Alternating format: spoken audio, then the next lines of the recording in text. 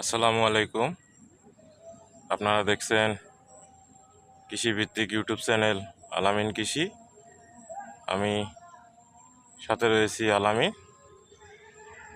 আজকে আলোচনা করব ধানের জমির আগাছানাশক নিয়ে। আগাছা ধানের জমির জন্য একটি মারাত্মক ক্ষতিকারক।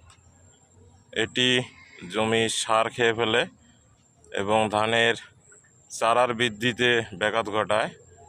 তাই আগাছা নিধন করা ধানের জমির জন্য একটি গুরুত্বপূর্ণ বিষয়।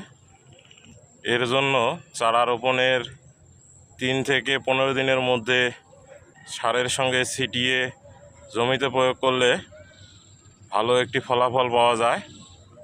আপনারা 3 থেকে 7 দিনের মধ্যে জমিতে এমক্লোর, কামলা, চেঞ্জার এসব কীটনাশক আপনারা সারের সাথে মিশিয়ে জমিতে প্রয়োগ করতে পারেন।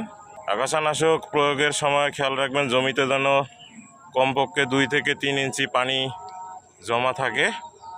7 থেকে 15 দিনের মধ্যে যারা জমিতে আগাছানাশক প্রয়োগ করতে চান আপনারা চাইলে সিনজেন্টা কোম্পানির রিপিট ব্যবহার করতে পারেন।